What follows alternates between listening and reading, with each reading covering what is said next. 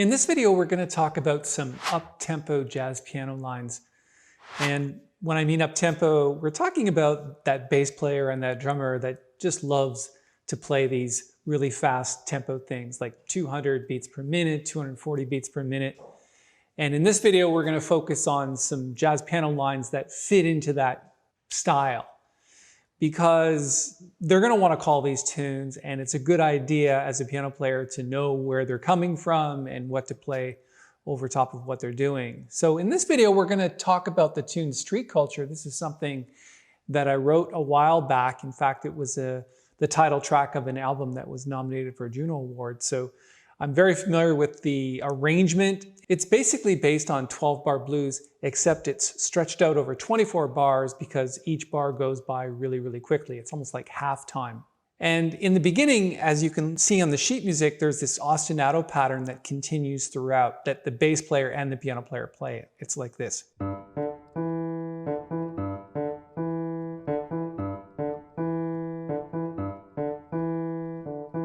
And then the piano player has to play the melody and that left hand at the same time. So a little bit later on, I'll give you a link to download this sheet music so you can practice it if you want to.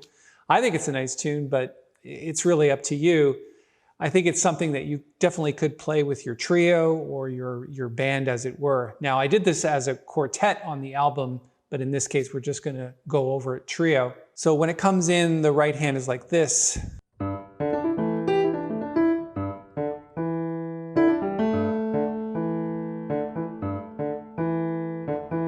Now, if you don't catch every one in the left hand, that's okay. It's not that easy to do. So if you miss one, it's okay. The bass player's got it covered.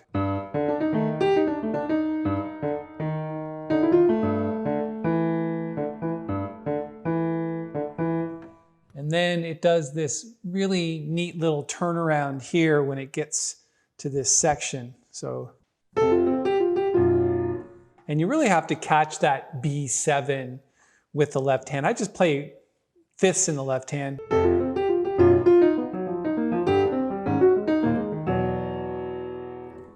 And then it continues on.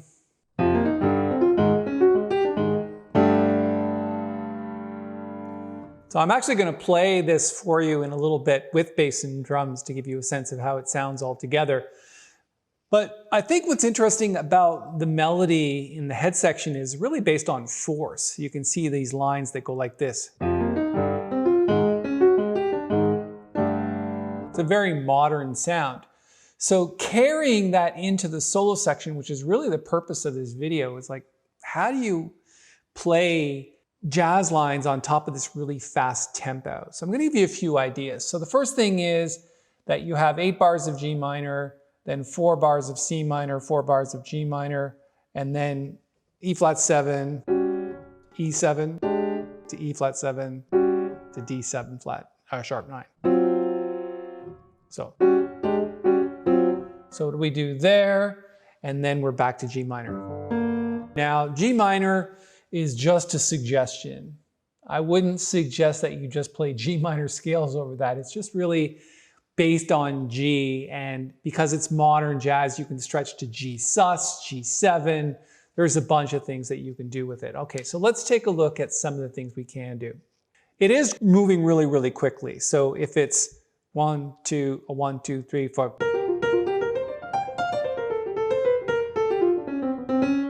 So the hand is obviously moving very quickly. So it's not a matter of just playing scales, because you can plop down a bebop scale over the G7 chord like this. But if you just did that, it's going to sound really hokey.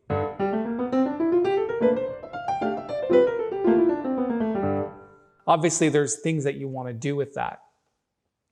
So one of the first ideas that I think you should come up with in tackling these fast tempos is an idea that's based on the and of 1. So if we were to just write out the rhythm, it would be 1 and 2 and 3 and 4 and 1 and 2 and 1 and.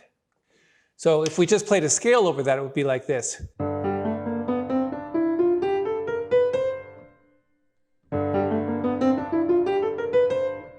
So this scale, again, I'm not going to write it out, but it's ending on bebop. So these two notes here, where it's on 3, so 3 and.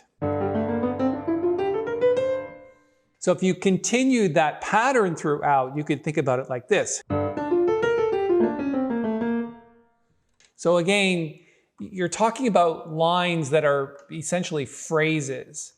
And that's just one phrase. Now you might want to continue the phrase longer than that.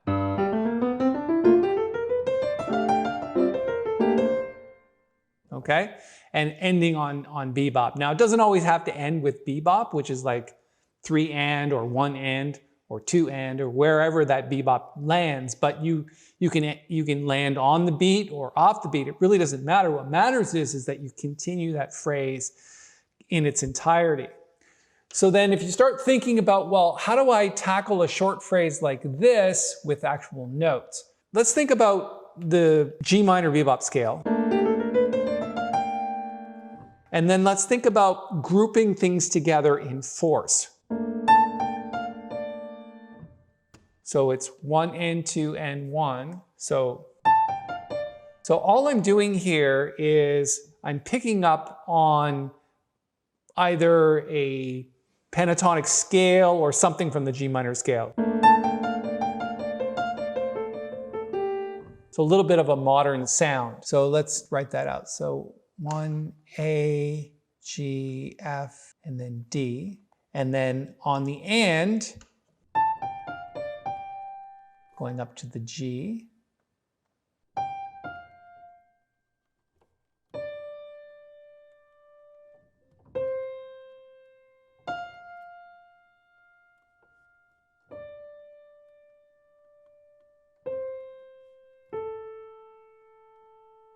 And you can end it down like this, or you can go up to the C. It really doesn't matter. What matters is that those groups of 4 are not played on the beat, they're played off the beat. So instead of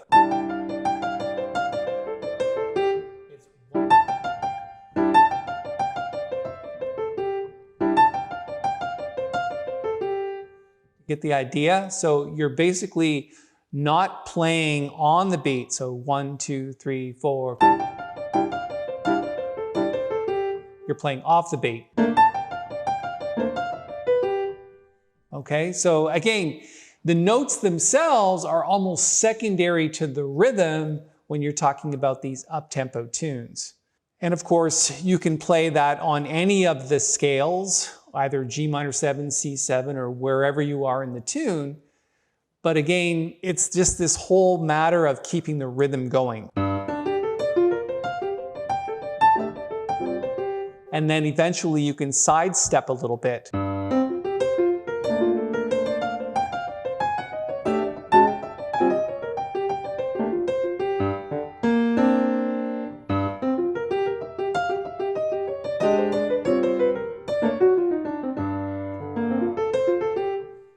And honestly, the notes themselves, it's very unlikely at that tempo that you're just going to make every note count.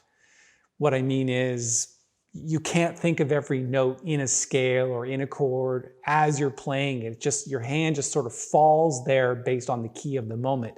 In this case, the key of the moment is like G minor. So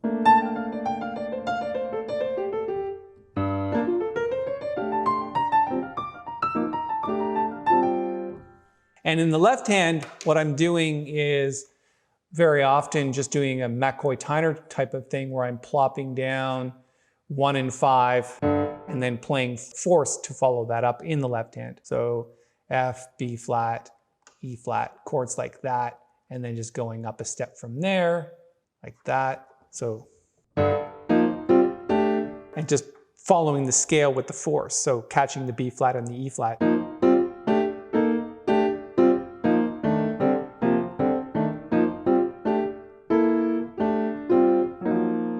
And it may not always just fit in the scale. You might actually play something like this. Or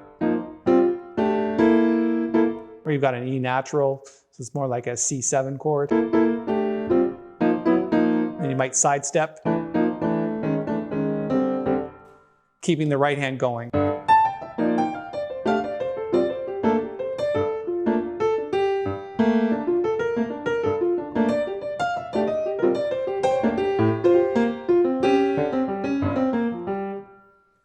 Okay, I think that's enough for this video to get you going on it. In the next video, we're going to do a little bit more on lines for up-tempo tunes, and I'm going to dive a little bit deeper and maybe into the harmonies of this particular tune and some ideas that can really help you. All right, what I'm going to do now is play a solo. Actually going to play the head a couple of times and then the solo with bass and drums to kind of give you a feel for the tune, and then when we come back, I'll post a link to the sheet music. All right, let me play that now.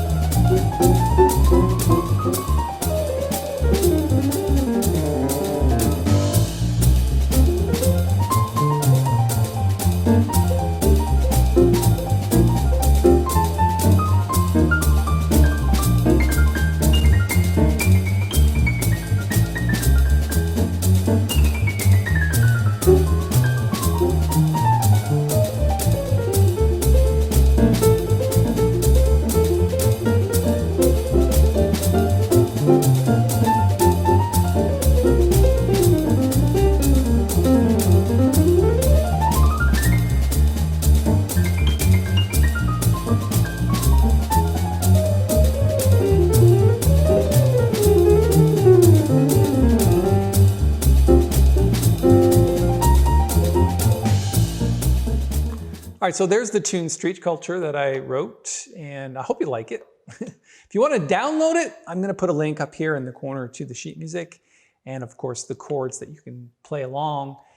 And let me include the backing track as well. So I've actually really worked hard at getting the bass and drums together for this, and they obviously play during the solo, so you can play a lot of soloing over top of it. And in the recording for the bass and drums, there's obviously like 2 head sections, and then it moves on into the solo section. So have some fun with that. I hope you downloaded it. It is definitely something that can help you with up-tempo tunes by practicing it over and over and over again, because your hands really need to fall quickly into that feel of those up-tempo tunes. Okay, let me leave it for now, and then I'll see you in the next video. If you like this one, give it a thumbs up and subscribe to the channel. I'd really appreciate that. We'll see you in the next video.